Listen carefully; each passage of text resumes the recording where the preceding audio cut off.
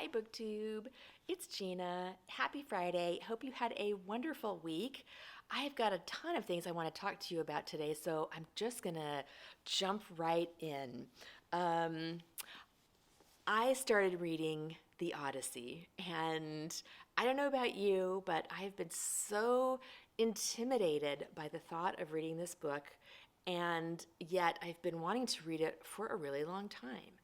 And I was inspired by the Eclectic Book Club, which is hosted by Shelley Swearingen and David Wiley, to finally pick this book up. And reading it with a group is fantastic because you can get some insight from other people.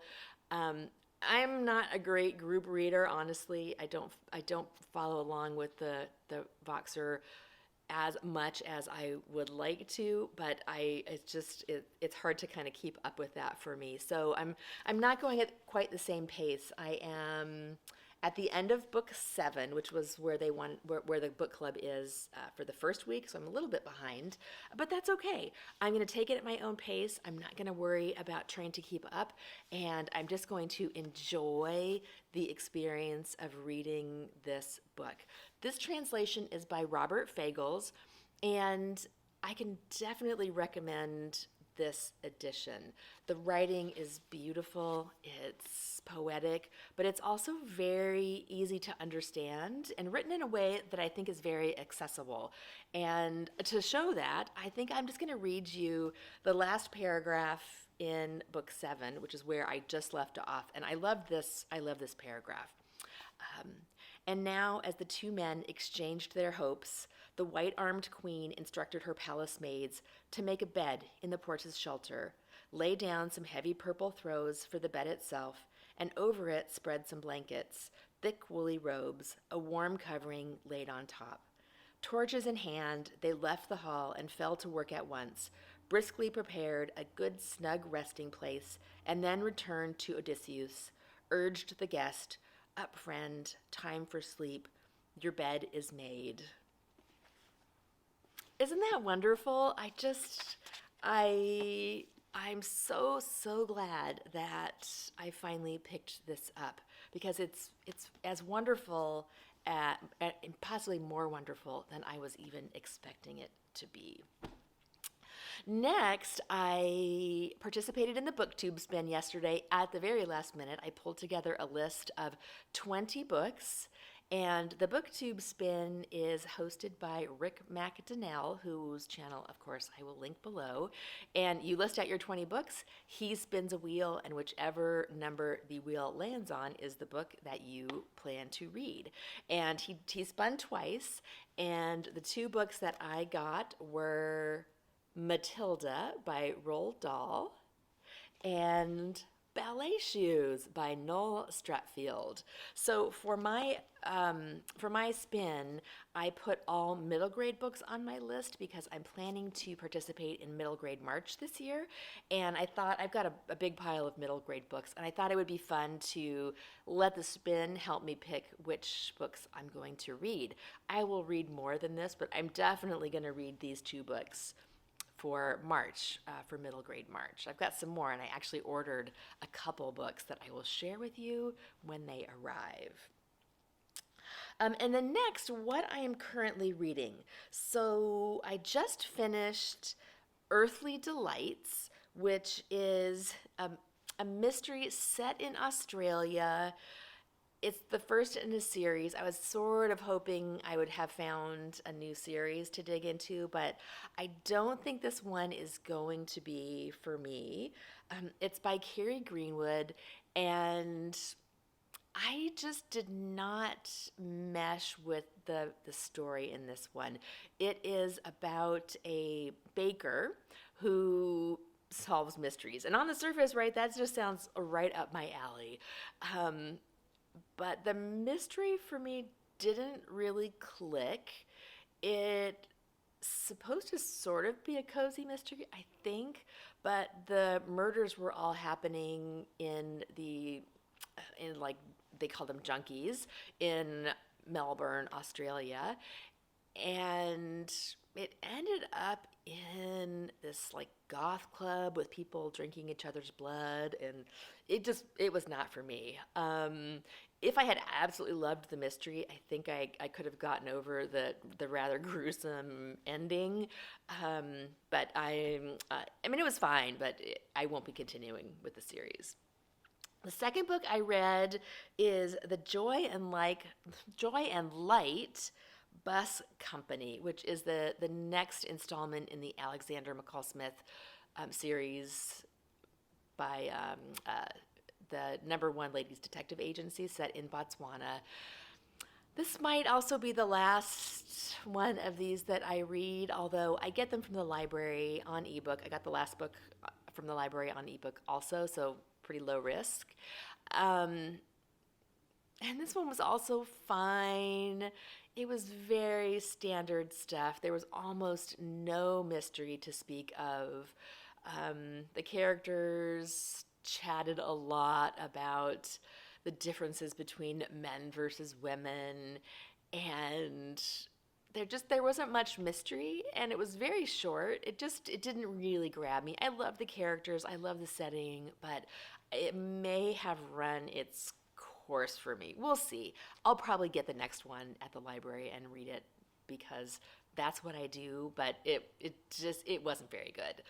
And then lastly, I read Bookworm, a memoir of childhood reading by Lucy Mangan.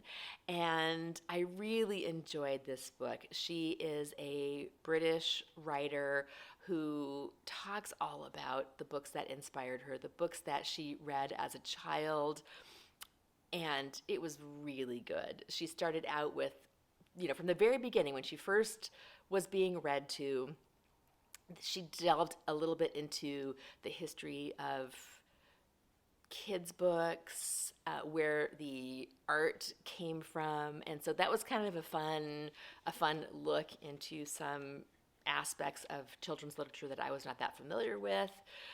Talked a little bit about how things like the Newbery and the Caldecott awards got started, and then just goes through her early reading and talks about the books that she loved, talks about why she read, how she read. She was an awkward child, as I think a lot of us can probably identify with.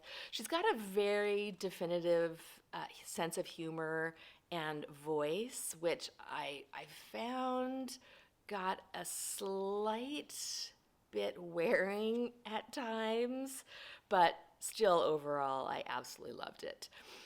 Now, this book I actually picked up because Catherine at Taking Tea with Catherine is doing a read-along this month of books on books, which I love. I've got a shelf. You can't really see it here. I'll insert some footage of my shelf down here because I've got a lot of books on books. It's one of my favorite things to read, and I pulled out a couple of my favorite books on books to share with you because it's a really fun category of book, I think. I've got a couple picture books. I mean illustrated books. This one is My Ideal Bookshelf by Jane Mount. Jane Mount does these wonderful ideal bookshelf drawings or paintings. And this book is set up. She did one of these for famous people. So here's for instance, Malcolm Gladwell. Talks a little bit about Malcolm Gladwell, and then it's a picture that she drew of all of his favorite books. And there's a whole bunch of fun authors and famous people in here. So I love this book.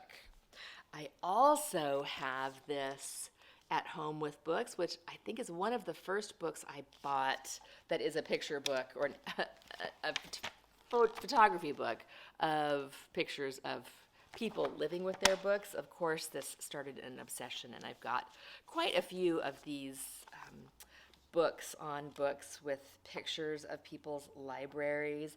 Some of these are, to be honest, quite pretentious.